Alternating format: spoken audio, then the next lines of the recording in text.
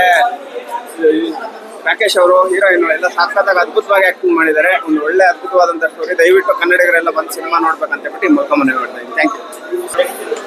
ಜೈ Bhim movie ಚೆನ್ನಾಗಿದೆ. ಕಾನೂನಾತ್ಮಕವಾಗಿ ಹೋರಾಟ ಏನ್ ಕೊಡ್ಬೇಕು ಅನ್ನೋದನ್ನ ದುಡುಕ್ಬಾರ್ದು. ಕಾನೂನಾತ್ಮಕ ಹೋರಾಟ ಏನ್ ಅನ್ನೋದನ್ನ ಚೆನ್ನಾಗಿ ತೋರಿಸಿದ್ದಾರೆ. ನಿಜವಾಗ್ಲೂ ಡೈರೆಕ್ಟರ್ಗೆ, ಹೀರೋಗೆ ನಿಜವಾಗ್ಲೂ ಚೆನ್ನಾಗಿರ್ಲಿ. ಅವರು ದಲಿತರು ಯಾರಿಗೂ ನ್ಯಾಯ ಸಿಕ್ಕಿಲ್ಲ ಅಂದಾಗ ಏನ್ ಮಾಡ್ಬೇಕು ಅದನ್ನ ತೋರಿಸಿದ್ದಾರೆ. ಕಾನೂನಾತ್ಮಕವಾಗಿ ಏನ್ ಹೇಳ್ತಾ ಇದ್ದಾರೆ, ಕಾನೂನಾತ್ಮಕವಾಗಿ ಏನು ಮಾಡ್ಬೇಕು ಅನ್ನೋದನ್ನ ತೋರಿಸಿದ್ದಾರೆ. ಚೆನ್ನಾಗಿದೆ. ಜೈ ಭೀಮ್. ಒಳ್ಳೆಯ ಕಾಯ್ದೆಯನ್ನು ತಂದಿದ್ರು. ಅದರ ಮಹತ್ವವನ್ನು ಇಂದಿನ ಪೀಳಿಗೆಗೆ ತಿಳಿಸುವ ಒಂದು ಉದ್ದೇಶದಿಂದ ಮತ್ತು ಸಮಾನತೆ ಆಧಾರದಿಂದ ಎಲ್ಲರೂ ಸಮಾನವಾಗಿ ಕಟ್ಟಿಕೊಳ್ಳೋದಕ್ಕೋಸ್ಕರ ಈ ಒಂದು ಸಿನಿಮಾ ತುಂಬಾ ಚೆನ್ನಾಗಿ ಮಾಡಿದ್ದಾರೆ. ಎಲ್ಲರಿಗೂ ಒಳ್ಳೆಯದಾಗಲಿ. ಹಾಗೆಯೇ ಸಮಾಜದ ಎಲ್ಲ ಜನರು ಬಂದು ಮತ್ತು ಯುವ ಪೀಳಿಗೆಗಳು, ಇವತ್ತಿನ ಏನು ಯುವ ಪೀಳಿಗೆಗಳಿದ್ದೀರಿ, ನಿಮಗೆ ಈ ಮಾಹಿತಿಗಳನ್ನ ಕೊರತೆ ಇದೆ. ಹೆಚ್ಚಾಗಿ ಈ ಮೂವಿ ನೋಡೋದರ ಮುಖಾಂತರ ಹೆಚ್ಚು ಮಾಹಿತಿಗಳನ್ನು ಪಡೆದುಕೊಂಡು ಸಮಾಜದಲ್ಲಿ ಸುಧಾರಣೆಯನ್ನ ಕಂಡುಕೊಳ್ಳಬೇಕಾಗಿದೆ. ವಿನಂತಿ ಮಾಡ್ತೀನಿ. ಚೆನ್ನಾಗಿದೆ, ಒಳ್ಳೆ ಮೆಸೇಜ್ ಇದೆ ಮೂವಿಲಿ. ನೋಡ್ಬೋದು, ಚೆನ್ನಾಗಿದೆ. ಪಕ್ಕ ಇದೆ, ಒಳ್ಳೆ ಮೆಸೇಜ್ ಇದೆ.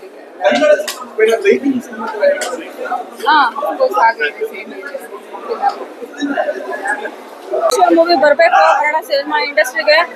ಇವತ್ತು ಪುಷ್ಪ 2 ರಿಲೀಸು, ಅದ್ರ ಜೊತೆಗೆ ಈ ಮೂವಿನ ರಿಲೀಸ್ ಆಗಿದೆ. ತುಂಬಾ ಚೆನ್ನಾಗಿದೆ. ಫೈಟ್ ಅಂತೂ ರಾಕೇಶ್ ದಳವಾಯಿ ಅವರ ಲುಕ್, ಅವ್ರ ಫೈರ್, ಅವ್ರ ಕಣ್ಣಲ್ಲಿ ಕಾಣ್ತಿದೆ. ನಿಜವಾಗ್ಲೂ ದೊಡ್ಡ ಟಾಪ್ ಅಲ್ಲಿ ಬರ್ತಾರೆ ಫ್ಯೂಚರ್ ಅಲ್ಲಿ ಅಂತ ಹೇಳ್ತಿದ್ದೀನಿ. ಸಕ್ಕತ್ತಾಗಿದೆ ಮೂವಿ. ಎಲ್ಲರೂ ಬಂದು ಈ ಮೂವಿ ಒಂದ್ಸಲ ನೋಡ್ಬೇಕು ಅಂತ ಕೇಳ್ಕೊತಾ ಇದ್ದೀನಿ. ನೋಡಿದೆ. ತುಂಬಾ ಇಷ್ಟ ಆಯ್ತು. ತುಂಬಾ ಚೆನ್ನಾಗಿ ಮೂಡ್ ಬಂದಿದೆ. ಅದೊಂದೇ ಇವತ್ತು ಪುಷ್ಪ 2 ರಿಲೀಸ್ ಇದೆ. ಅದಲ್ಲದೆ ಎಲ್ಲಾ ಜನಗಳು ಕನ್ನಡ ಮೂವಿಗೆ ಬಂದಿದ್ದಾರೆ. ಖುಷಿ ಆಗುತ್ತೆ. ಇದೇ ರೀತಿ ಕನ್ನಡ ಮೂವಿಗಳನ್ನ ಬೆಳೆಸಬೇಕು, ಚಿತ್ರರಂಗಕ್ಕೆ ಬಂದು ನೋಡ್ಬೇಕು. ಅದರಲ್ಲೂ ಹೀರೋ ಆಕ್ಟಿಂಗ್ ಮಾತ್ರ ತುಂಬಾ ಸೂಪರ್ ಆಗಿದೆ.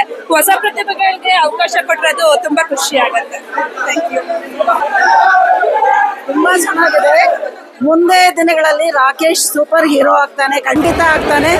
ಎಲ್ಲ ಕ್ಯಾರೆಕ್ಟರ್ಸು ರಾಕೇಶ್ ಅಲ್ಲಿ ಈ ಫಿಲಮ್ ಅಲ್ಲೇ ತೋರಿಸಿದ್ದಾರೆ.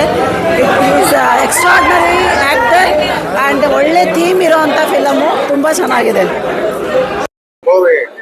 ತೀರಾ ಭಗತ್ ರಾಯ್ ಅಂತ ಹೇಳ್ಬಿಟ್ಟು ಈ ಮೂವಿ ಬರೋಕ್ಕಿಂತ ಮುಂಚೆ ತುಂಬಾ ಮಂದಿ ಸ್ವಲ್ಪ ಫೇಸ್ಬುಕ್ ಅಲ್ಲೆಲ್ಲ ಕಮೆಂಟ್ ನೋಡಿದ್ದೆ, ಫ್ರೀ ಟಿಕೆಟ್ ಇದ್ರೂ ಹೋಗಲ್ಲ ಅದು ಏನಂತ. ಆಮೇಲೆ ಕೆಲವೊಂದು ಡೌಟ್ಗಳಿತ್ತು ಜಾತಿ ಬಗ್ಗೆ, ಏನು ತಾರತಮ್ಯ, ನಿಮ್ಗೇನಾದ್ರು ರಿಯಲ್ ಆಗಿ ತಾರತಮ್ಯ ಜಾತಿ ಬಗ್ಗೆ ಏನಾದ್ರು ಡೌಟ್ ಇತ್ತು ಅಂತಂದ್ರೆ ಈ ಫಿಲ್ಮ್ ನೋಡಿ ತುಂಬಾ ಕ್ಲಾರಿಟಿ ಸಿಗುತ್ತೆ.